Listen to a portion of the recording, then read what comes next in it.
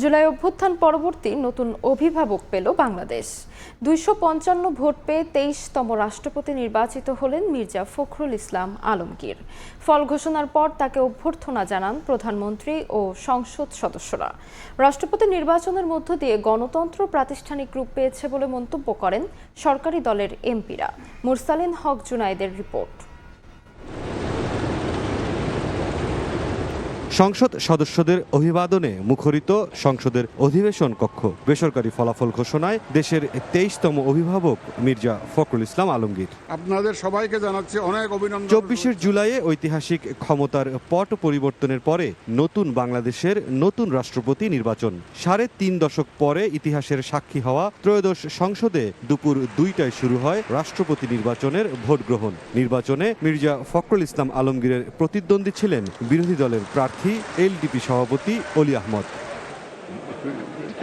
প্রথমেই ভোট দেন অস্থায়ী রাষ্ট্রপতির দায়িত্ব পালন করা স্পিকার হাফিজ উদ্দিন আহমদ এবং সংসদের ভারপ্রাপ্ত স্পিকার ব্যারিস্টার কায়সার কামাল। পরে প্রধানমন্ত্রী তারেক রহমান, রাষ্ট্রপতি প্রার্থী মির্জা ফখরুল ইসলাম আলমগীর, সিনিয়র মন্ত্রী, বিরোধী দলীয় নেতাসহ অন্যান্য সংসদ সদস্যরা ভোট দেন। 3 ঘন্টার ভোট গ্রহণ শেষ হয় বিকেল 5টায়। 20 মিনিট গণনা শেষে ফলাফল ঘোষণা করেন সিইসি। ব্যবহৃত ব্যালট পেপারের সংখ্যা 343টি, অব্যবহৃত ব্যালট পেপারের সংখ্যা 6টি। ডক্টর অলি আহমদ বীর বিক্রম পেয়েছেন 88টি ভোট, 88 ভোটস, এবং জনাব মির্জা ফখরুল ইসলাম আলমগীর পেয়েছেন 255 ভোট। সংবিধানের 70 অনুচ্ছেদ অনুযায়ী দলীয় প্রার্থীর বাইরে ভোট দিতে পারবেন না সংসদ সদস্যরা। ফলে 2/3 সংখ্যাগরিষ্ঠতা নিয়ে সরকার গঠন করা বিএনপির প্রার্থী মির্জা ফখরুল ইসলাম আলমগীরই নির্বাচিত হলেন দেশের পরবর্তী রাষ্ট্রপতি হিসেবে। জনাব মির্জা ফখরুল ইসলাম আলমগীর সর্বোচ্চ সংখ্যক ভোটপ্রাপ্ত হওয়ায় রাষ্ট্রপতি পদে যথাযথভাবে নির্বাচিত হয়েছেন।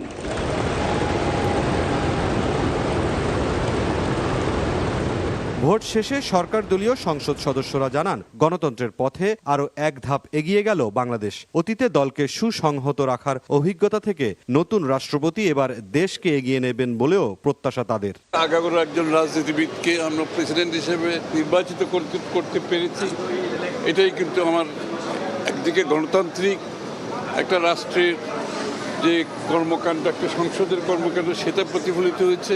যদি সত্যর দ্বারা বিদ্যমান অবস্থায় মেনে নিয়ে বিরোধী দল সাংবিধানিক প্রক্রিয়ায় রাষ্ট্রপতি নির্বাচনে অংশগ্রহণ করে থাকে, তাহলে বিদ্যমান সংবিধান অনুযায়ী সংবিধান সংস্কার পরিষদের যে সদস্যরূপে তারা শপথ নিয়েছেন, সেটা সাংবিধানিকভাবে টিকে না, এই স্বীকৃতি তারাই দিলেন। এই নির্বাচন প্রক্রিয়ায় যুক্ত থাকাটা আমাদের দেশের গণতান্ত্রিক প্রক্রিয়া, সাংবিধানিক প্রক্রিয়া, গণতান্ত্রিক সংস্কৃতিকে বেগবান করবে, শক্তিশালী করবে এবং জুলাই যোদ্ধাদের যে আত্মত্যাগ, তার মর্যাদা পুনঃপ্রতিষ্ঠা লাভ করবে আজকের এই নির্বাচনী সংস্কৃতির মধ্য দিয়ে। এদিকে আনুষ্ঠানিকতা শেষে সরকার দলীয় চিফ হুইপ জানান, এবারের রাষ্ট্রপতি নির্বাচনের মাধ্যমে দেশের গণতন্ত্র আরও সুসংহত হলো। আমরা যৌথভাবে অনেকগুলো সিদ্ধান্ত নিয়েছি, আজকেও যৌথভাবে সিদ্ধান্ত হয়েছে এবং এই সিদ্ধান্তটা গণতন্ত্র প্রতিষ্ঠার জন্য এবং দেশের উন্নয়নের জন্য অত্যন্ত অভূতপূর্ব এবং গুরুত্বপূর্ণ। শুক্রবার সন্ধ্যা 7:30টায় বঙ্গভবনে নতুন রাষ্ট্রপতি হিসেবে শপথ নেবেন মির্জা ফখরুল ইসলাম আলমগীর। গণতন্ত্রের সুস্থ চর্চা এবং প্রাতিষ্ঠানিক রূপায়ণে রাষ্ট্রপতি নির্বাচন একটি গুরুত্বপূর্ণ সাংবিধানিক প্রক্রিয়া। বিনা প্রতিদ্বন্দ্বিতায় রাষ্ট্রের অভিভাবক নির্বাচিত হওয়ার সংস্কৃতি থেকে বেরিয়ে বহু প্রার্থীভিত্তিক এবং ভোটের এই নির্বাচন তাই গণতন্ত্রকে আরও অর্থবহ ও অংশগ্রহণমূলক করে তুলবে। সংসদে ভোটার আইন প্রণেতাদের পাশাপাশি এমন প্রত্যাশা সব মহলে। মুরসালিন হক জুনায়েদ, সময় সংবাদ, ঢাকা। একসময় ছিলেন ঠাকুরগাঁয়ের পৌর চেয়ারম্যান, এরপর রাজনীতির বন্ধুর পথে অনেকটা সময়। শত নির্যাতন আর নিপীড়নের মধ্যেও দলকে আগলে রাখা বর্ষিয়ান রাজনীতিবিদ মির্জা ফখরুল ইসলাম আলমগীর এবার রাষ্ট্রপতির আসনে।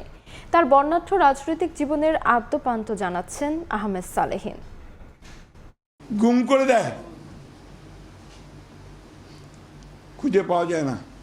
বাচ্চাগুলো এখানে দাঁড়িয়ে স্প্রিং বললো আপনাদের সামনেই, বলে যে বাবার সঙ্গে ঈদ করতে চাই। সেই দেশ এখন, এর জন্য যুদ্ধ করেছিলাম। ইলিয়াস আলী গুম হয়ে যাওয়ার পরে তার বাসায় যখন গেলাম, তখন তার মেয়েটির বয়স মাত্র 6, ওই দরজার দিকে তাকিয়ে থাকে, যদি তার বাবা ফিরে আসে। মানুষের জন্য যার চোখে অশ্রু, যাদের জন্য জীবনকে উৎসর্গ করেছেন ত্যাগের মহিমায়, সেই মানুষটি রাষ্ট্রের সর্বোচ্চ পদে আসীন হলেন জনতার ভালোবাসায়। দেশকে নিয়ে যার দুচোখ ভরা স্বপ্ন, সেই ফখরুল ইসলাম এবার বঙ্গভবনের বাসিন্দা হচ্ছেন। 4.5 দশকের বেশি সময় রাজনীতির মাঠে নিজেকে বিলিয়ে দেশের অভিভাবকের আসনে মির্জা ফখরুল ইসলাম আলমগীর। সংগ্রামী জীবনে লড়াই আর গণঅধিকারের প্রশ্নে অনমনীয় ছিলেন উত্তর জনপদে জন্ম নেয়া এই রাজনীতিক। নির্যাতন, নিপীড়ন, আবার কখনো বন্দিদশার মতো পথে কাটা ছিল অনেক, কিন্তু তাকে থামাতে পারেনি কোনো অপশক্তি। গণতন্ত্র প্রতিষ্ঠার লড়াইয়ে যিনি ছিলেন আপোষহীন। ছাত্র জীবন শেষে শিক্ষকতা শুরু করলেও ঠাকুরগাঁর সন্তান মির্জা ফখরুল বেছে নেন রাজনীতিকে। 80-র দশকে ঠাকুরগাঁও পৌরসভার চেয়ারম্যান নির্বাচিত হন তিনি। পরে 90-এ বেগম খালেদা জিয়ার হাত ধরে পথ চলা শুরু বিএনপির সাথে। এরপর আর পেছনে ফিরে তাকাতে হয়নি তাকে। রাজনীতির বন্ধুর পথে ছুটে চলেছেন অদম্য গতিতে। 4 বার সংসদ সদস্য নির্বাচিত হয়েছিলেন এই প্রজ্ঞাবান নেতা, ছিলেন মন্ত্রীও। 2011 সালে ভারপ্রাপ্ত মহাসচিব হয়ে দলের সাংগঠনিক দায়িত্বভার কাঁধে নেন তিনি। 2016 সালে হন পূর্ণ মহাসচিব। বিএনপির রাজনীতির সবচেয়ে কঠিন সময়ে তিনি হাল ধরেছিলেন দলের। কারা অন্তরীণ বেগম জিয়া ও তারেক রহমানের নির্বাসনকালেও দলকে সাংগঠনিক শক্তিতে আগলে রেখেছিলেন মির্জা ফখরুল। এখনো সময় আছে, এই ঘোষণার পরে আপনি পদত্যাগ করুন, অন্যথায় পালাবার পথও খুঁজে পাওয়া যাবে না। ব্যতিক্রমী ব্যক্তিত্ব তাকে আলোচক, সমালোচক কিংবা বিরোধী পক্ষের কাছেও সমীহের আসনে বসিয়েছে। আদর্শ রাজনীতিক হিসেবে তার প্রতি শ্রদ্ধা সর্বজনের। আপামর মানুষেরই নেতা 24-এর গণঅভ্যুত্থানে ফ্যাসিস্ট সরকারের পতনের পর সাংবিধানিক সংকট থেকে দেশ রক্ষায় অন্তর্বর্তী সরকার গঠন প্রক্রিয়ায় অগ্রণী ভূমিকা রাখেন। অভিজ্ঞতা কাজে লাগিয়ে দায়িত্বশীল ভূমিকায় দলকে নেতৃত্ব দেওয়ার পাশাপাশি 26-এর নির্বাচনেও বিপুল সংখ্যাগরিষ্ঠতা এনে দিতে অবদান ছিল মির্জা ফখরুল ইসলামের। তার প্রতিদানও তিনি পেয়েছেন, ঠাঁই হয়েছিল মন্ত্রিসভাতেও। ত্যাগ, সংগ্রাম আর লড়াইয়ের প্রতিদান স্বরূপ বিএনপিও তাকে অধিষ্ঠিত করেছে সর্বোচ্চ সাংবিধানিক পদে। দলীয় মনোনয়নে সব ধাপ শেষ করে দেশের 23তম রাষ্ট্রপতি নির্বাচিত হন উত্তর জনপদ থেকে উঠে আসা এই বর্ষিয়ান রাজনীতিবিদ। এর মাধ্যমেই বঙ্গভবনের বাসিন্দা হলেন রাজনীতির জেন্টলম্যান খ্যাত মির্জা ফখরুল ইসলাম আলমগীর। আহমেদ সালেহীন, সময় সংবাদ, ঢাকা। নবনির্বাচিত রাষ্ট্রপতি মির্জা ফখরুল ইসলাম আলমগীরকে অভিনন্দন জানিয়েছেন বিরোধী দলের প্রার্থী ডক্টর অলি আহমদ। এদিকে বিরোধী দলীয় উপনেতা সৈয়দ আবদুল্লাহ মোহাম্মদ তাহের জানান, গণতান্ত্রিক চর্চার জন্যই নির্বাচনে অংশ নিয়েছে বিরোধী দল। নতুন রাষ্ট্রপতিকে সামাজিক যোগাযোগ মাধ্যমে অভিনন্দন জানিয়েছেন জামায়াত আমির ডক্টর শফিকুর রহমান। জুলাই গণঅভ্যুত্থানের পর নতুন রূপে বাংলাদেশ। দীর্ঘ ৩৫ বছর পর অনুষ্ঠিত হল রাষ্ট্রপতি নির্বাচনের ভোট গ্রহণ। প্রতিদ্বন্দ্বিতাপূর্ণ নির্বাচনে 255 ভোট পেয়ে বিজয়ী হয়েছেন বিএনপির প্রার্থী মির্জা ফখরুল ইসলাম আলমগীর। অন্যদিকে বিরোধী দলের প্রার্থী অলি আহমদ পেয়েছেন 88 ভোট।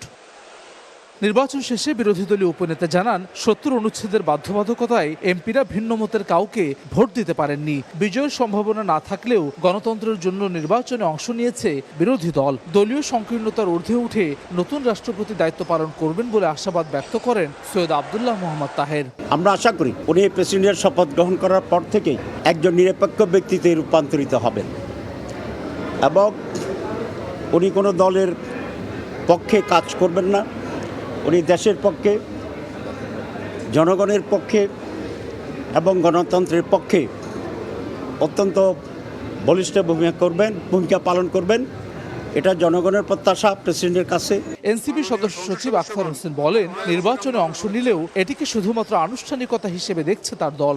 অভিযোগ করেন, জুলাই সনদ মানার কথা বললেও তা নিয়ে ধোঁয়াশা তৈরি করছে সরকার। একটা আনুষ্ঠানিকতা হলো, আমরা সেই আনুষ্ঠানিকতায় একটা গণতন্ত্রের আবহ থেকে আমরা অংশগ্রহণ করলাম, কিন্তু আমরা মনে করি যে অবশ্যই বাংলাদেশকে যদি সামনের দিকে আমাদের এগিয়ে নিয়ে যেতে হয়, তাহলে গণভোটের যে রায়, সে রায় অনুযায়ী সামনের দিনে জুলাই সনদের পরিপূর্ণ বাস্তবায়ন এবং গণতন্ত্রের প্রত্যেকটা জায়গাকে, প্রত্যেকটা প্রতিষ্ঠানকে শক্তিশালী করার যে নীতি আমরা ধারণ করতে চেয়েছিলাম, সেভাবেই সামনের দিনের এই আনুষ্ঠানিকতা থেকে শুরু করে নিয়ে প্রত্যেকটা জিনিসকে ঢেলে সাজানো প্রয়োজন। এদিকে মহাখালীর বাসভবনে গণমাধ্যমে কথা বলেন পরাজিত রাষ্ট্রপতি প্রার্থী ডক্টর অলি আহমদ। এ সময় মির্জা ফখরুল ইসলাম আলমগীরকে অভিনন্দন জানান তিনি। গণভোটের রায় বাস্তবায়নে রাষ্ট্রপতি ভূমিকা রাখবেন বলে প্রত্যাশা তার। জাতীয় সংলাপের প্রশ্নে আপনার নিরপেক্ষ ও সক্রিয় অবস্থান দেশবাসী প্রত্যাশা করে।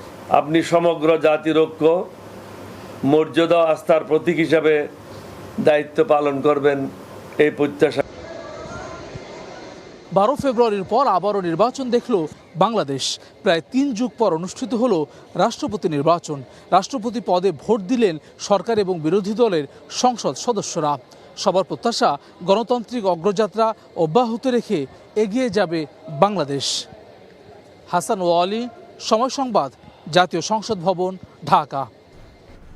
দুঃসময় দলের কণ্ঠস্বর হয়ে ওঠা বিশ্বস্ত পরীক্ষিত রুহুল কবির রিজভীর কাঁধেই ভারপ্রাপ্ত মহাসচিবের দায়িত্ব তুলে দিল দল। গঠনতন্ত্রের 7-এর ক্ষয়ের 6 ধারা অনুযায়ী রুহুল কবির রিজভীকে ভারপ্রাপ্ত মহাসচিব হিসেবে মনোনীত করে বিজ্ঞপ্তি জারি করেছে বিএনপি। 4 দশকেরও বেশি সময় ধরে রাজনীতির ময়দানে হাঁটছেন রুহুল কবির রিজভী আহমেদ। ছোটবেলায় হতে চেয়েছিলেন ট্রেনের গার্ড, কখনো বিজ্ঞানী, আবার কখনো কবি সাহিত্যিক। বন্ধুদের উৎসাহে তিনি হয়ে ওঠেন রাজনীতিবিদ।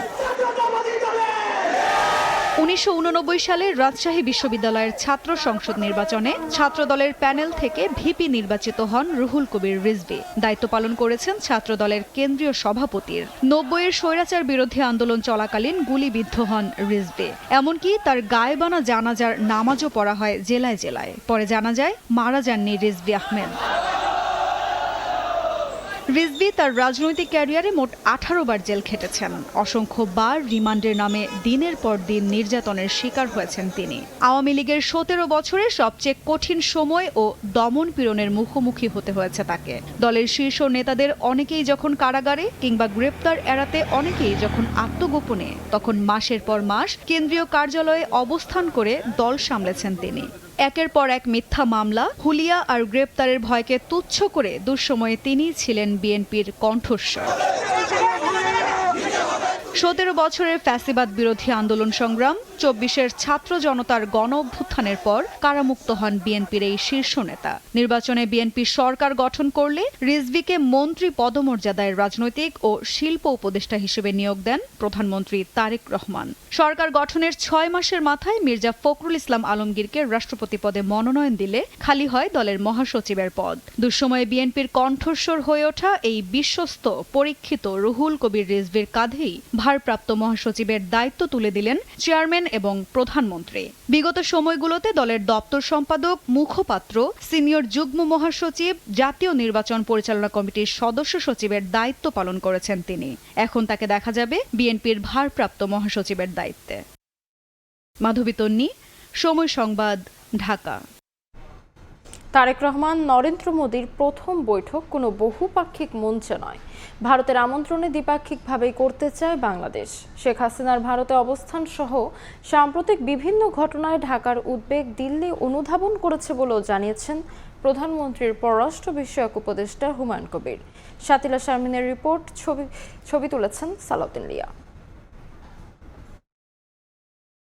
ঢাকা নয়াদিল্লি সম্পর্কে নতুন সমীকরণ আর তার কেন্দ্রে প্রধানমন্ত্রী তারেক রহমানের সম্ভাব্য ভারত সফর। শেখ হাসিনার ভারতে অবস্থান, প্রত্যর্পণ, নিরাপত্তা, বাণিজ্য, বিনিয়োগ ও দীর্ঘদিনের অমীমাংসিত পানি ইস্যু সব মিলিয়ে দিল্লির সঙ্গে আলোচনায় একাধিক কঠিন প্রশ্ন সামনে রাখছে ঢাকা।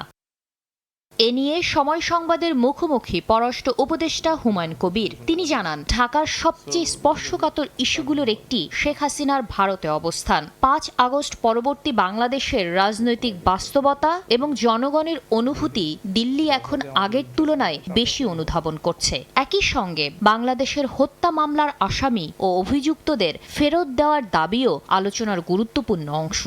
ভারত থেকে আসিয়া কোনো সন্ত্রাসী এখানে ঢাকায় বসে প্রেস ব্রিফিং করতে পারবে না। তো আমার এখানে যদি আমি জায়গা দিই না, প্রাইভেট হোক আর পাবলিক হোক, অন্যখানে কেন এটা টেররিস্টকে জায়গা দেওয়া হবে? ইট ওয়াজ এই insult to the people of Bangladesh allowing her this space. এই রিসেন্ট কয়েকদিন আমরা দেখতেছি ভারত থেকে মানে মোটামুটি এটা পজিটিভ মানে কথাবার্তা হচ্ছে এবং মানে একটা রিয়েলাইজেশন মানে স্ট্রং রিয়েলাইজেশন হয়েছে যে 5 অগাস্টে পালিয়ে যাওয়া স্বৈরাচার সন্ত্রাসী শেখ হাসিনা যে কথাবার্তা বলছে এইটা বাংলাদেশের মানুষকে সেন্টিমেন্টকে হার্ট করেছে and Bharat has noted that. Let us see মানে আলাপ আলোচনা তো করতে হবে এবং পজিটিভলি দুই দেশের লিডারশিপ পজিটিভলি মাইন্ডসেট নিয়ে কাজ করলে মানে সব সমস্যার সমাধান হইতে পারে।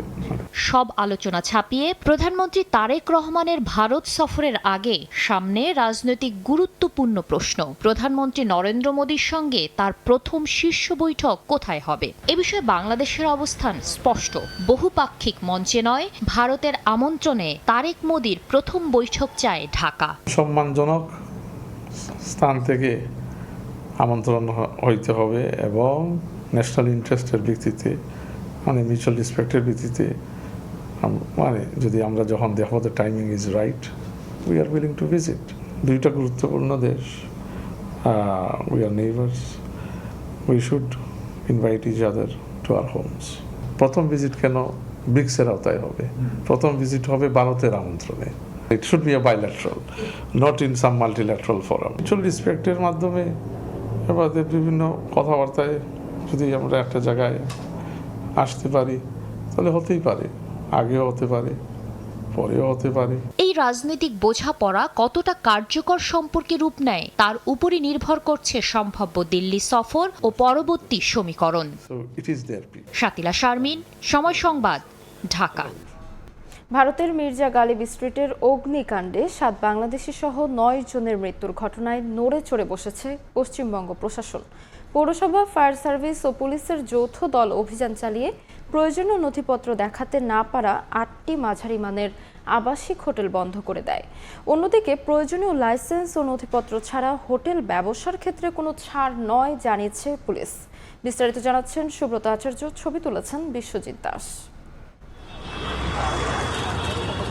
মার্কো স্ট্রিটের এই ভবনটিতে রয়েছে ছোট বড় ও মাঝারি মানের প্রায় 10টি আবাসিক হোটেল। বৃহস্পতিবার দুপুরের পর কলকাতা পৌরসভা, দমকল বিভাগ ও পুলিশের একটি যৌথ তদন্তকারী দল এখানে অভিযান চালায়।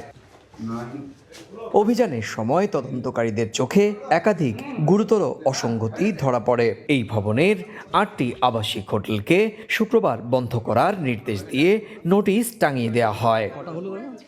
যদিও স্থানীয় ব্যবসায়ী নেতারা বলছেন মির্জা গালিব স্ট্রিটের দুর্ঘটনার পর তারাও এখন অনেকটা বেশি সতর্ক। সরকার যদি সবাইকে সহযোগ করেন, একটু গাইডলাইন দিন, क्या भाई तो এরকম এরকম করো আর একটু সময় দিবে, তাহলে সব লোক করবে। যে না করবে ওকে প্লান্টি করেন, ওকে যে কানুনি উচিত আছে ও করেন। এদিকে বৃহস্পতিবার সন্ধ্যায় মার্কো স্ট্রিটের একটি ব্যাংকুয়েট হলে পার্ক স্ট্রিট ও নিউ মার্কেট থানার শীর্ষ পুলিশ আধিকারিকদের সঙ্গে স্থানীয় ব্যবসায়ীদের জরুরি বৈঠক হয়। বৈঠকে পুলিশের পক্ষ থেকে পর্যটকদের নিয়ে ব্যবসা করতে হলে অগ্নি নিরাপত্তা সহ সমস্ত বিধি মেনে চলতে হবে বলে স্পষ্ট জানিয়ে দেওয়া হয়। তবে হোটেল বন্ধ না করে প্রয়োজনীয় কাগজপত্র তৈরি ও জমা দেওয়ার ক্ষেত্রে পুলিশ প্রশাসনের সহযোগিতা চান ব্যবসায়ী নেতারা। পার্ক স্ট্রিট থানা আমাদের এটা অ্যাওয়ারনেস করলো যে এত বড় একটা দুর্ঘটনা ঘটেছে, সেই দুর্ঘটনা যে কেন হলো, কি কারণে, তার জন্য যেহেতু এর উপরে একটা অ্যাকশন হতে পারে, সেই জন্য সব হোটেলওয়ালাকে বললো যে আপনাদের যে পেপার আছে এইগুলো ঠিক করো, ফায়ার থেকে নিয়ে লাইসেন্স, ট্রেড লাইসেন্স। 19শে আগস্ট কলকাতার প্রাণকেন্দ্র ধর্মতলার নিউ মার্কেট এলাকার মির্জা গালিব স্ট্রিটের হোটেলে ভয়াবহ অগ্নিকাণ্ডের ঘটনা ঘটে। এতে 7 বাংলাদেশি সহ 9 জনের মৃত্যু হয়। এদিকে অগ্নিকাণ্ডে নিহতদের মধ্যে 5 জন বাংলাদেশি নাগরিকের মরদেহ শুক্রবার বাংলাদেশে নেওয়া হবে। বৃহস্পতিবার সাংবাদিক দেবাশিস দত্ত এবং তার পরিবারের 4 সদস্যের ময়নাতদন্ত সম্পন্ন হয়। ময়নাতদন্ত হয়েছে সাতক্ষীরার বাসিন্দা SM আলিমুজ্জামানেরও। 23 নম্বর মার্কো স্ট্রিটের এই বহুতলে অসংখ্য ছোট বড় আবাসিক হোটেল ছিল এবং তাদের মধ্যে অন্ততপক্ষে 8টি আবাসিক হোটেলকে ঠিক এইভাবেই কলকাতা পৌরসভার পক্ষ থেকে সিলগালা করে দেওয়া হলো এবং সংশ্লিষ্ট আধিকারিকরা বললেন যে নিয়ম না মেনেই এই আবাসিক হোটেলগুলো এখানে ব্যবসা চালিয়ে আসছিল। কলকাতার মার্কুই স্ট্রিট থেকে সুব্রত আচার্য, সময় সংবাদ। 24-এর অভ্যুত্থানে আওয়ামী লীগ সরকারের পতনের পর থেকেই বাংলাদেশ ভারত সম্পর্ক চলছে খুঁড়িয়ে। ব্যবসা বাণিজ্য থেকে শুরু করে যোগাযোগ ব্যবস্থা এমনকি ক্রীড়াঙ্গন পর্যন্ত টানতে হচ্ছে দ্বিপাক্ষিক বৈরী সম্পর্কের রেশ। তুচ্ছ কারণে ভারতের মাটিতে বাংলাদেশি হেনস্থার খবর আসছে হরহামেশা। এই অবস্থায় ভারতের মাটি বাংলাদেশিদের জন্য কতটা নিরাপদ না তা নিয়ে প্রশ্ন তুলেছেন বিশ্লেষকরা। দেশটিতে যাওয়া ভ্রমণকারীদের নিরাপত্তা নিশ্চিতে দ্রুত পদক্ষেপ নেওয়ার তাগিদ তাদের। 24-এর 5 আগস্ট ছাত্র জনতার গণ অভ্যুত্থানে ক্ষমতাচ্যুত হয় আওয়ামী লীগ সরকার। এরপর থেকেই অনেকটা শীতল ভারত বাংলাদেশ সম্পর্ক। তাৎক্ষণিকভাবে পর্যটন ভিসা বন্ধ করে ভারত, যা চালু হয় লম্বা সময় পর। যদিও এখনো চালু হয়নি রেল যোগাযোগ। বারবার অনুরোধের পরও সাড়া আসেনি প্রতিবেশী দেশের তরফ থেকে। একই বছর ডিসেম্বরে হামলা হয় ত্রিপুরায় বাংলাদেশের উপ হাইকমিশনে। দেশটির কিছু কিছু রাজনৈতিক নেতার উস্কানিমূলক বক্তব্যে উত্তেজনা ছড়ায় সীমান্তবর্তী এলাকাগুলোতেও। গেল বছর ত্রিপুরা ও শিলিগুড়ির হোটেল মালিক সমিতি বাংলাদেশিদের হোটেল ভাড়া না দেওয়ার সিদ্ধান্ত নেয়। ফলে ভারতের বিভিন্ন এলাকায় বাংলাদেশি হেনস্থার খবর আসে। বৈরী সম্পর্কের প্রভাব পড়ে ক্রীড়াঙ্গনেও। বিদ্বেষ গড়ায় খেলার মাঠেও। নিরাপত্তা ইস্যুতে ভারতে অনুষ্ঠিত আইপিএলে অংশ নিতে পারেননি ক্রিকেটার মুস্তাফিজুর রহমান। এমন পরিস্থিতির মধ্যেই বুধবার কলকাতার মির্জা গালিব স্ট্রিটের একটি হোটেলে আগুনে পুড়ে মারা যান চিকিৎসা নিতে যাওয়া 7 বাংলাদেশি। আবারও প্রশ্ন ওঠে নিরাপত্তা নিয়ে। বিশ্লেষকরা বলছেন, ভারতে অবস্থানের জন্য নিরাপত্তার কথা বিবেচনা করতে হবে বাংলাদেশিদের। দায়িত্ব এড়াতে পারে না প্রতিবেশী দেশটিও। বাংলাদেশের সাথে একটা অশুভ সমীকরণ মনে মনে ছিল। তো হচ্ছে আমাদের হাসিনার দেশের লোক। তো যখন হাসিনা পড়ে গেছে তখন কিন্তু এখন বাংলাদেশ কিন্তু মানুষজনও কিন্তু একটু অন্যভাবে দেখছে। বাংলাদেশিদের জন্য এটা নিরাপদ কিনা বা নিরাপত্তা কমে গেছে কিনা, অবশ্যই নিরাপত্তা কমেছে। বাংলাদেশি সন্দেহে অনেককে ধরা, বাংলাদেশি সন্দেহে অনেককে পুশিন করা, এগুলো তো আমরা দেখছি। তাহলে কি আপনি বাংলাদেশি শব্দটাকেই আপনি অন্যভাবে দেখছেন। শুধু তাই নয়, ভারতীয় গণমাধ্যমে দেদারসে চলে বাংলাদেশ বিরোধী প্রচারণা, যার প্রভাব জনগণের উপর পড়ছে বলে মত বিশেষজ্ঞদের। ইন্টারিম গভর্নমেন্টের সময় যে ইন্ডিয়ান নিউজ পেপারগুলো ভয়ানক রকমের হোস্টাইল জার্নালিজম করেছেন, ভয়ঙ্কর রকমের যে আপনি প্রোপাগান্ডা চালাচ্ছেন, সেটার অংশ তো ইন্ডিয়ান মিডিয়া, ইন্ডিয়ার জনগণ তো এটা খাচ্ছে। তো তখন তাদেরও এক ধরনের পারসেপশন তৈরি হয় বাংলাদেশকে নিয়ে, বাংলাদেশিদেরকে নিয়ে। হ্যাঁ, এবং তখন দেখা যায় যে ঘৃণার চাষাবাদটা ওইখান থেকেই শুরু হয়। আপনাকে বুঝে ফেলে আপনি বাংলাদেশি, এবং আপনি যদি এখন মহারাষ্ট্রে থাকেন, গুজরাটে থাকেন, হইতে পারে আরও সম্ভাবনা বেশি। আপনি যদি ওয়েস্ট বেঙ্গলে থাকেন হয়তো সম্ভাবনা একটু কম। বিজেপির যেগুলো স্ট্রং হোল্ড, সেখানে বাংলাদেশের অবস্থা খারাপ হবে, এটা স্বাভাবিক না? আবাসিক হোটেলে অগ্নিকাণ্ডের ঘটনা তদন্ত সহ বাংলাদেশি পর্যটক ও ভ্রমণকারীদের জন্য নিরাপত্তা নিশ্চিতে দুদেশকেই উদ্যোগী হওয়ার তাগিদ দিচ্ছেন বিশ্লেষকরা। নাজমুস সালেহী, সময় সংবাদ, ঢাকা। জ্বালানি সংকট, বিদ্যুৎ উৎপাদনে ঘাটতি আর জাতীয় গ্রিডে বাড়তি চাপ, 3 দিকের চাপ সামলাতে এবার ব্যাটারি চালিত অটোরিকশাকে নিয়ন্ত্রণের পথে হাঁটছে সরকার। সড়কে শৃঙ্খলা ফেরানোর পাশাপাশি এসব যানবাহনের ব্যাটারি চার্জে গ্রিডের বিদ্যুৎ ব্যবহার কমাতে নেওয়া হচ্ছে সৌর বিদ্যুতের পরিকল্পনা। নিবন্ধন ও নবায়নের শর্ত হিসেবে সৌর বিদ্যুৎ দিয়ে চার্জিং বাধ্যতামূলক করতে যাচ্ছে সরকার। কিন্তু 60 লাখের বেশি ব্যাটারি চালিত রিকশার জন্য এই সৌর অবকাঠামো তৈরিকে চ্যালেঞ্জিং বলছেন বিশেষজ্ঞরা। বিস্তারিত রায়দুল ইসলাম শুভর রিপোর্ট।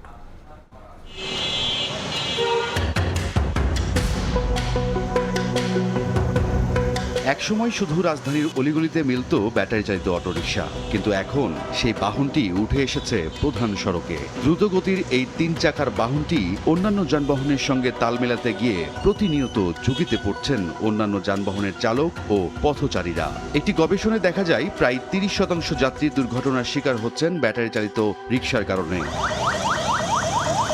দেশে যখন বিদ্যুতের সংকট ও লোডশেডিং চলছে তখন বছরে প্রায় 20,000 কোটি টাকার বেশি বিদ্যুৎ খরচ হচ্ছে প্রায় 60 লাখ ব্যাটারি চালিত অটোরিকশার পেছনে। প্রতিদিন এই খাতে প্রায় 55 কোটি টাকার বিদ্যুৎ ব্যয় হচ্ছে, যার বড় অংশই আসছে অবৈধ বিদ্যুৎ সংযোগ থেকে। সারা দেশে বিদ্যুৎ সংকটের মধ্যে দিয়ে পার হচ্ছে, ঠিক তখনই এই রাজধানীর শিল্পাঞ্চল এলাকা অর্থাৎ তেজগাঁ শিল্পাঞ্চল এলাকাগুলোতে রাস্তার ফুটপাতের উপরেই কিন্তু এইভাবেই অবৈধভাবে যে লাইনগুলো নেওয়া হয়েছে সেখানে কিন্তু ব্যাটারি চালিত অটোরিকশাগুলো চার্জ দেওয়া হচ্ছে। সরকার প্রায় 40,000 কোটি টাকার মতো বিনিয়োগ করছে জ্বালানি সংকট কাটিয়ে ওঠার জন্য, সেখানে সরকারকে ফাঁকি দিয়ে কিন্তু অবৈধভাবে এভাবেই চার্জ দিচ্ছে সেই ব্যাটারি চালিত রিকশাগুলো। গবেষণা অনুযায়ী প্রতিটি অটোরিকশা দিনে 8 থেকে 9 ইউনিট বিদ্যুৎ ব্যবহার করে, যা জাতীয় গ্রিডের প্রতিদিনের 800 থেকে 850 মেগাওয়াট বিদ্যুতের সমান। এটি দেশের মোট বিদ্যুৎ উৎপাদনের অন্তত 5%। কেবল ঢাকাতেই 48,136টি অবৈধ চার্জিং পয়েন্ট ও 992টি গ্যারেজ রয়েছে, যেখানে অবৈধভাবে বিদ্যুৎ ব্যবহারের ফলে সরকারের বছরে 5,000 কোটি টাকার রাজস্ব হারাচ্ছে। রাজধানীর মোহাম্মদপুর, তেজগাঁ, মিরপুর সহ বিভিন্ন এলাকায় কোথাও কোথাও গ্যারেজের ভেতরে শত শত ব্যাটারি একসঙ্গে চার্জ দেয়া হচ্ছে, আবার কোথাও শিল্পাঞ্চলের মতো স্থানে প্রিপেড মিটারের মাধ্যমে চলছে অবৈধ চার্জিং। এরা মনে করেন যে অনেক আগে থেকে এই রাস্তা দখল করে রেখেছে। গাড়ি চার্জ দিতে হলে চাঁদা চাঁদা না দিলে মায়ের মুরজি আবার চাঁদা বাজারে আমগর নামে আবার মামলা করে দেয়া। আমি অবৈধ কিছু করতেছি না। হ্যাঁ, আপনারা বলতে পারেন যে ফুটপাথ। হ্যাঁ, এখন আমরা যারা রিক্সার বেসিক্যালি যারা আছে, মানে আপনার কি মানে এখানে কি মানে সেই লাইনটা কয়টা আছে, এখানে মিটার কয়টা আছে? আমার একটা মিটার আছে। জ্বালানি সংকট ও গ্রিডের উপর চাপ কমাতে সরকার এবার অটোরিকশাকে নিবন্ধনের আওতায় আনার সিদ্ধান্ত নিয়েছে। সিটি কর্পোরেশন ও পৌরসভার মাধ্যমে নিবন্ধন দেয়া হলেও রিকশাগুলো কেবল সৌর বিদ্যুৎ দিয়ে চার্জ দেওয়া বাধ্যতা চালু হতে যাচ্ছে। তবে সৌর বিদ্যুতে যাওয়ার পরিকল্পনায়ও চ্যালেঞ্জ দেখছেন বিশেষজ্ঞরা। বিশাল সংখ্যক রিকশার জন্য প্রয়োজন হবে solar charging station, solar storage ব্যবস্থা, নিরাপদ চার্জার, মিটার ভিত্তিক হিসাব এবং কেন্দ্রীয় নিয়ন্ত্রণ।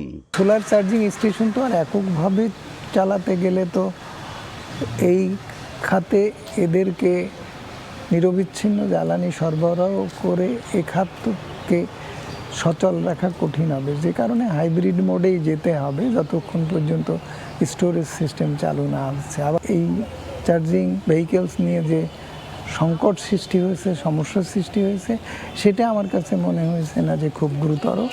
এটা সমাধান করা সরকারের আয়ত্তের মধ্যেই আছে। সড়কে শৃঙ্খলা ফেরানোর পাশাপাশি জ্বালানি সংকটের দ্রুত সমাধান চান সাধারণ মানুষও। রায়দুল ইসলাম শুভ, সময় সংবাদ, ঢাকা। 2 থেকে 3 লাখ টাকায় বিক্রি হচ্ছে মহাসড়ক, টাকা দিলে মিলছে ফুটপাতও।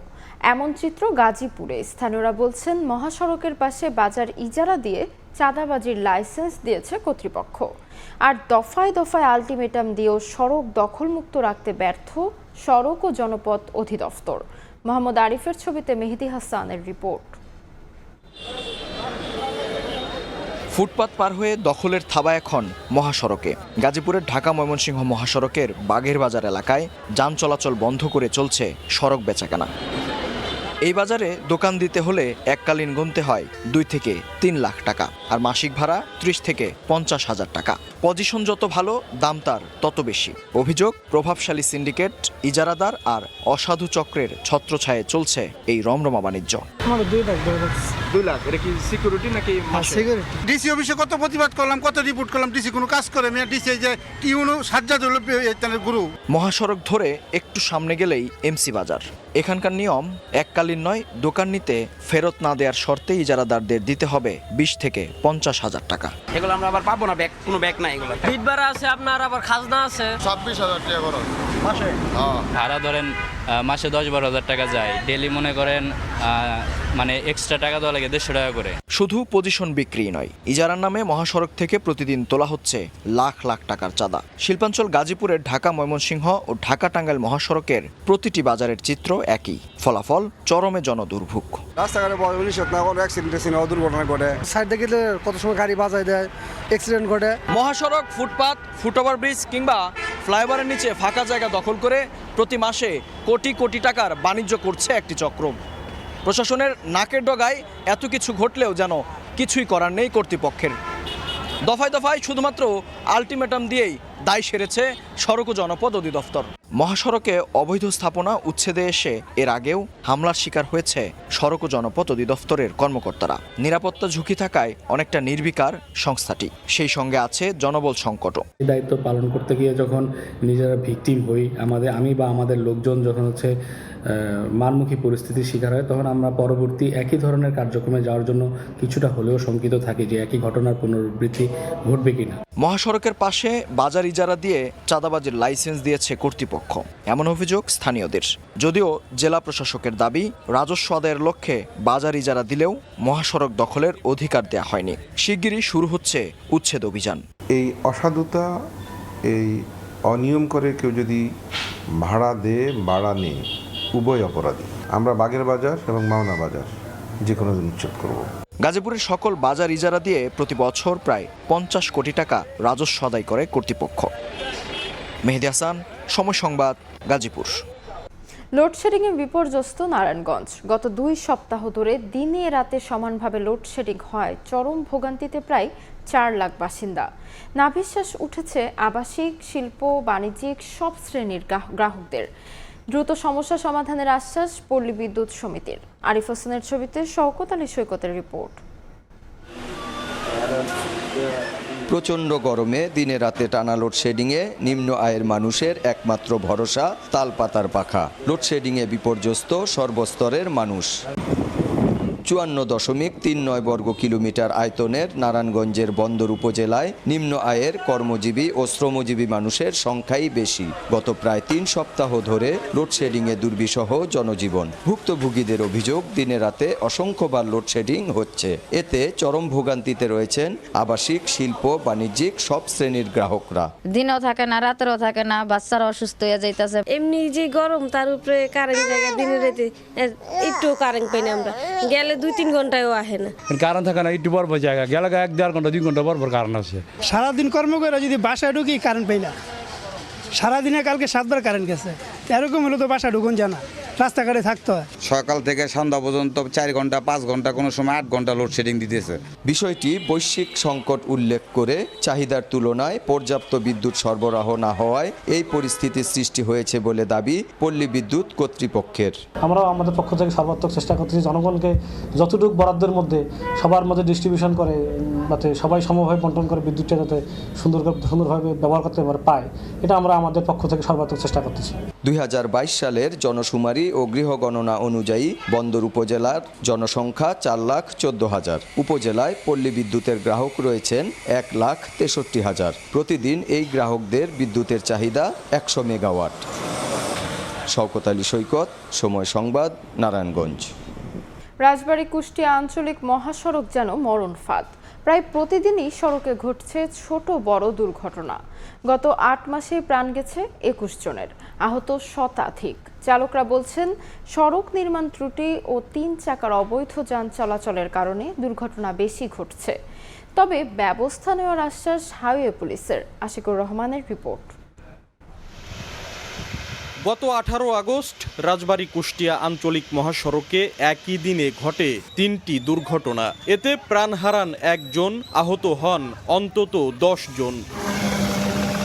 এ মহাসড়কে প্রতিনিয়তই দুর্ঘটনায় প্রাণহানির পাশাপাশি পঙ্গুত্ব বরণ করছেন অনেকেই। যান চালকরা বলছেন, সড়কের নির্মাণ ত্রুটির কারণে সময় মতো গাড়ি থামানো যায় না, চাকা পিছলে যায়, আর সামান্য বৃষ্টি হলেই সড়কটি যেন মৃত্যু ফাঁদে পরিণত হয়। এছাড়া মহাসড়কে 3 চাকার অবৈধ যান চলাচলকেও দুর্ঘটনার অন্যতম কারণ বলে মনে করেন তারা। এই রাস্তাটা যখন তৈরি করে তেল বিটুমিন বেশি দেওয়ার কারণে এখন রাস্তা পিছল হয়ে গেছে, ব্রেক করলে ব্রেক ধরতেছে না গাড়ি। বৃষ্টি হলে তো কোনো কথাই নাই, আমরা ব্রেক ধরেও নিয়ন্ত্রণ করতে পারি না গাড়ি।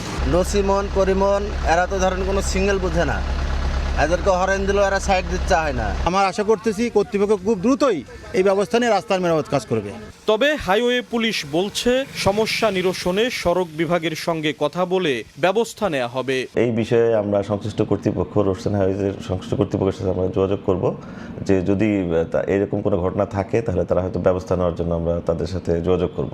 হাইওয়ে পুলিশের তথ্য মতে রাজবাড়ীর বড়পুল থেকে কুষ্টিয়ার চোরহাস পর্যন্ত 55 কিলোমিটার মহাসড়কে গত 8 মাসে 41টি দুর্ঘটনায় প্রাণ হারিয়েছেন 21 জন, আহত হয়েছেন শতাধিক।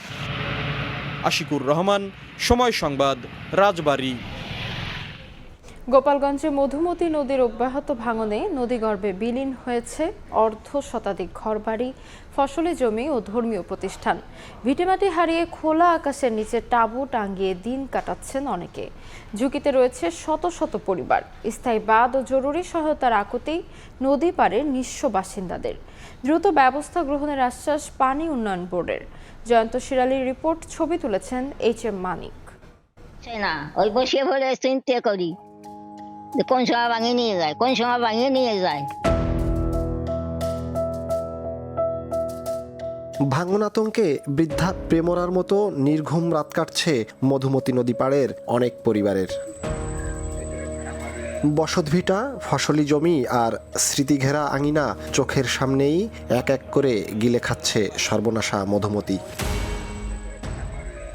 নদীর গর্জন না থাকলেও পাড় ভাঙার শব্দে আতঙ্ক নিয়ে দিনরাত পার করছেন গোপালগঞ্জের কাশিয়ানী উপজেলার পরানপুর ও ফুকরা গ্রামের নদী তীরবর্তী 2 শতাধিক পরিবার। ইতোমধ্যে নদীগর্ভে হারিয়ে গেছে অন্তত অর্ধশত পরিবার। ভিটেমাটি হারিয়ে নিঃস্ব মানুষগুলো শেষ সম্বল রক্ষা করতে ঘরবাড়ি অন্যত্র সরিয়ে নিচ্ছেন। নদীপাড়ের এই মানুষগুলোর চোখে এখন কেবলই অনিশ্চয়তা আর নীরব কান্না। রাত্রির ভিতরে আমি ঘুমাতে পারি না যে কোন সময় আমাকে এই নিয়ে টেনে নামিয়ে চলে যায়। আমার তো আর জায়গা বাড়ি নাই, যা ছিল সব চলে গেছে। এখন যা আছে এও যদি সরকার না বাঁধে দেয় তাহলে আমরা কিভাবে থাকি? আমাদের জেলা পরিষদের চেয়ারম্যান সাহেব এসে পরিদর্শন করে গেছেন। উনি বলছেন যে হ্যাঁ আমরা এটা একটা ব্যবস্থা নিব, কিন্তু এই কোনো ব্যবস্থা আসে নাই। পানি উন্নয়ন বোর্ড বলছে ভাঙন ঠেকাতে মন্ত্রণালয়ে নতুন প্রকল্পের প্রস্তাব পাঠানো হয়েছে। 2-1 দিনের মধ্যে কাজ শুরু করতে পারবো। আর ফুকরার ব্যাপারে আমরা চেষ্টা চালিয়ে যাচ্ছি। আশা করি এই ব্যাপারে আমরা অনুমতি পেলে দ্রুত এই কাজ বাস্তবায়ন করতে পারবো। পানি উন্নয়ন বোর্ডের তথ্য মতে কাশিয়ানী উপজেলার প্রায় 5.5 কিলোমিটার এলাকা ভাঙন প্রবণ। ভাঙন রোধে জিও ব্যাগ ডাম্পিং এবং নদী তীর রক্ষা বাঁধ নির্মাণ করে দ্রুত কার্যকরী ব্যবস্থা গ্রহণ করা না হলে বদলে যেতে পারে জেলার মানচিত্র। জয়ন্ত শিরালি, সময় সংবাদ, গোপালগঞ্জ। নেই সংযোগ সড়ক, তবে 8 বছর ধরে দাঁড়িয়ে আছে সেতু। চলাচলে দুর্ভোগ ঘোচাতে নির্মিত সেতু যেন গলার কাটা। ফরিদপুরের চর ভদ্রাসন উপজেলার চর সালেপুর গ্রামে সেতুটির সংযোগ সড়ক নির্মাণের দাবি এলাকাবাসীর। প্রয়োজনীয় উদ্যোগ নেওয়ার আশ্বাস উপজেলা প্রশাসনের। শিকদার সজলের পাঠানো তথ্য ও ছবি নিয়ে রিপোর্ট। সেতু আছে, রাস্তা নেই। বিগত আওয়ামী লীগ সরকারের আমলের অপরিকল্পিত প্রকল্পের দুর্ভোগ বহন করছেন ফরিদপুরের চর অঞ্চলবাসী। 8 বছর আগে চর ভদ্রাসন উপজেলার চর সালেপুর গ্রামে দুর্যোগ ব্যবস্থাপনা ও ত্রাণ মন্ত্রণালয়ের অর্থায়নে নির্মাণ করা হয়েছিল সেতু। যোগাযোগ ব্যবস্থাপনা নিয়ে আশার আলো জাগে চরবাসীর মাঝে, কিন্তু বছরের পর বছর গেল, ঠিকই মেলেনি সুফল। সংযোগ সড়ক না থাকায় চলাচল করতে পারছে না ভ্যান, মোটরসাইকেল সহ কোনো প্রকার যানবাহন। এখানে যে একটা ব্রিজ হয়েছে, 2 পাশে কোনো সড়ক নাই, আমাদের যাতায়াত করা অনেক কষ্ট। ব্রিজটা আমাদের কোনো কাজে আসতেছে না। আগেও আমরা যে কষ্ট করছি, এখন এই ব্রিজ হয়েছে, আমরা সেই কষ্ট করি। এই ব্রিজের ডালে মাটি তো নাই, রাস্তাও নাই, ওইটা যাওয়া যায় না আর ওইটা আসাও যায় না। এত টাকা ব্যয় করে একটা ব্রিজ নির্মাণ করা হয়েছে জনসাধারণের উপকারের জন্য, কিন্তু বর্তমানে সংযোগ সড়ক না থাকার কারণে এই ব্রিজের সুফল জনগণ ভোগ করতে পারছে না। উপজেলা প্রশাসন বলছে ভোগান্তি লাঘবে প্রয়োজনীয় উদ্যোগ নেওয়া হবে। আমরা এটা দেখার পরই বলতে পারবো আসলে এখানে কোনো সমস্যা হয়েছে কিনা এবং এটা সমাধানে কি কি পদক্ষেপ নেওয়া যায়। উপজেলা প্রশাসন থেকে আমরা তৎপর আছি, আমরা ঊর্ধ্বতন কর্তৃপক্ষকে জানাবো। 2017-18 অর্থ বছরে দুর্যোগ ব্যবস্থাপনা ও ত্রাণ মন্ত্রণালয়ের অর্থায়নে 30 লাখ টাকা ব্যয়ে 40 ফুট দৈর্ঘ্যের সেতুটি নির্মাণ করা হয়। সময় সংবাদ, ফরিদপুর। এবার দেশের বাইরের খবর। সামরিক হামলার পরিবর্তে এবার অর্থনীতিতে অস্ত্র বানিয়ে ইরানকে কোণঠাসা করার কৌশল নিয়েছে যুক্তরাষ্ট্র। তেহরানের অর্থনীতি গুঁড়িয়ে শাসন ব্যবস্থায় ধস নামানোর হুঁশিয়ারির পাশাপাশি ইরানের পাশে থাকা দেশগুলোকেও কঠোর পরিণতির সতর্ক বার্তা দিয়েছে ওয়াশিংটন। তবে এসব হুমকি প্রত্যাখ্যান করে ইরানের পররাষ্ট্রমন্ত্রী আব্বাস আরাকচির দাবি, যুক্তরাষ্ট্রের অভ্যন্তরীণ সংকট থেকে মানুষের দৃষ্টি সরাতেই ট্রাম্পের নতুন নিষেধাজ্ঞা কর্মসূচি। ইরান যুক্তরাষ্ট্র সংঘাতের তীব্রতা সাময়িক কমলেও থামেনি দুই দেশের মধ্যকার উত্তেজনা। সামরিক অভিযানের বদলে এবার অর্থনৈতিক চাপ বাড়িয়ে তেহরানকে কোণঠাসা করতে চাইছে ওয়াশিংটন। তাই ইরানের ওপর প্রেসিডেন্ট ডোনাল্ড ট্রাম্পের অর্থনৈতিক নিষেধাজ্ঞা আরোপের ঘোষণার একদিন পর মার্কিন ট্রেজারি সেক্রেটারি স্কট বেসেন্ট হুঁশিয়ারি দিয়ে বলেছেন, ইরানের অর্থনীতি চূর্ণ করে শাসন ব্যবস্থা ধসিয়ে দেবে যুক্তরাষ্ট্র। মিত্রদের পাশে থাকার আহ্বান জানিয়ে তেহরানের সঙ্গে আর্থিক লেনদেন, তেল কেনাবেচা ও ব্যবসা চালিয়ে গেলে সংশ্লিষ্ট দেশ ও প্রতিষ্ঠানকেও কঠোর মার্কিন নিষেধাজ্ঞার মুখে পড়তে হবে বলেও সতর্ক করেন তিনি। এদিকে ওয়াশিংটনের এমন হুমকিকে সরাসরি প্রত্যাখ্যান করেছে তেহরান। ইরানের পররাষ্ট্রমন্ত্রী আব্বাস আরাকচি ট্রাম্পের নতুন নিষেধাজ্ঞা কর্মসূচিকে যুক্তরাষ্ট্রের অভ্যন্তরীণ সংকট থেকে মানুষের দৃষ্টি সরানোর কৌশল বলে মন্তব্য করেছেন। ইরানের পররাষ্ট্র মন্ত্রণালয়ও এই হুমকিকে অবৈধ ও অমানবিক আখ্যা দিয়ে বলেছে, অতীতে এমন নীতি ব্যর্থ হয়েছে। একই সঙ্গে ইরানের পার্লামেন্ট স্পিকার মোহাম্মদ বাঘের গালিবাফ দাবি করেছেন, মধ্যপ্রাচ্যে নতুন আঞ্চলিক ব্যবস্থা প্রতিষ্ঠার কথা বলে আসলে সম্মানজনকভাবে অঞ্চলটি থেকে বেরিয়ে যাওয়ার পথ খুঁজছে যুক্তরাষ্ট্র। যুক্তরাষ্ট্র ও ইরান উত্তেজনায় হরমুজ প্রণালীতে জাহাজ চলাচল নিয়েও কাটছে না অনিশ্চয়তা। মার্কিন সেন্ট্রাল কমান্ড সেন্টকম দাবি করেছে, ইরানের বন্দরমুখী বা বন্দর থেকে আসা অর্ধশতাধিক বাণিজ্যিক জাহাজের গতিপথ বদলে দেওয়ার পাশাপাশি কয়েকটি জাহাজ অচল করা ও তল্লাশি চালানো হয়েছে। এমন পরিস্থিতিতে নৌ চলাচলের স্বাধীনতা নিশ্চিত করতে দ্রুত পদক্ষেপের আহ্বান জানিয়েছে ওমান, জাপান ও কাতার। হরমুজ সংকটের সরাসরি প্রভাব পড়ছে বৈশ্বিক জ্বালানি বাজারেও।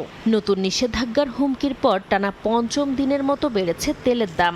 ব্রেন্ট ক্রুডের দাম 2.4% বেড়ে ব্যারেল প্রতি $93.82 পৌঁছেছে।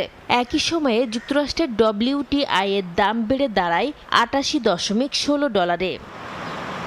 নাসরিন রুমি, সময় সংবাদ।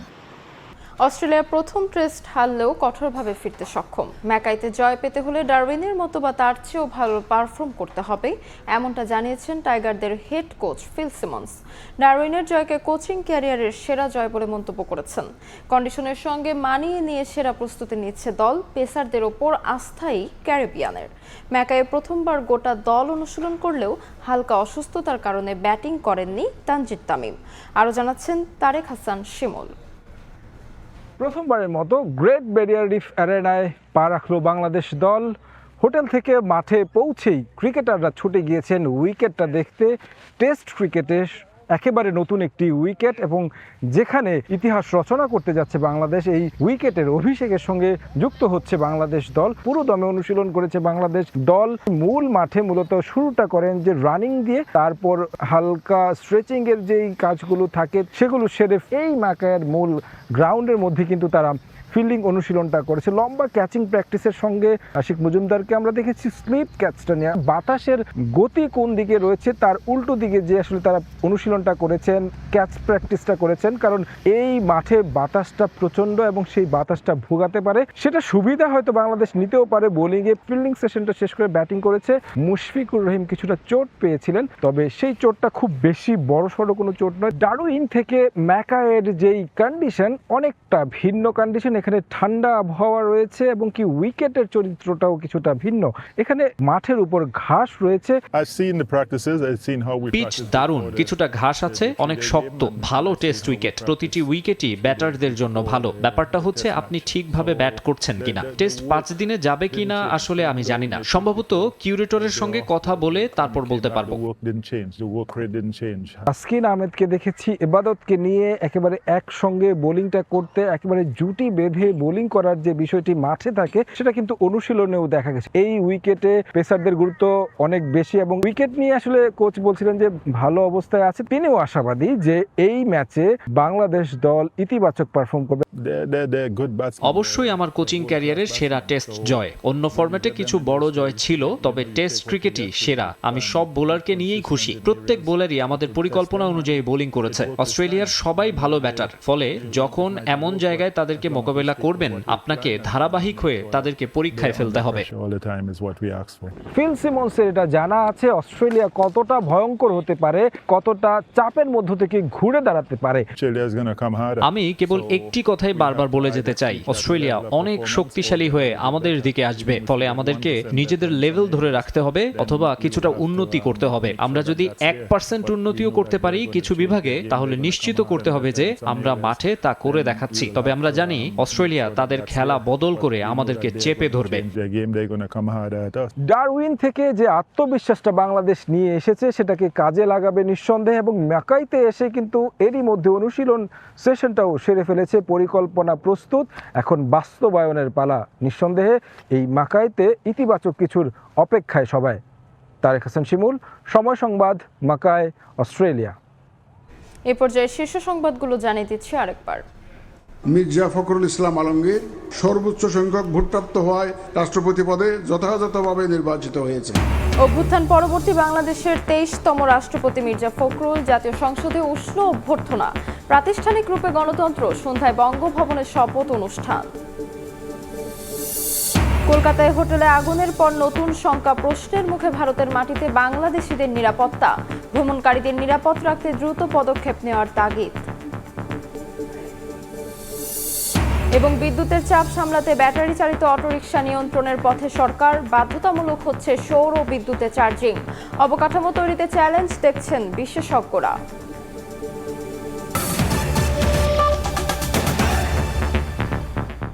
এই ছিল সকালের সময়। এরপর আন্তর্জাতিক সময় নিয়ে সঙ্গে থাকবেন সাবরিনা মজুমদার। তাজমিলা, ধন্যবাদ আপনাকে। আন্তর্জাতিক সময় নিয়ে আসছে কিছুক্ষণ পর, সঙ্গেই থাকুন সময়ের।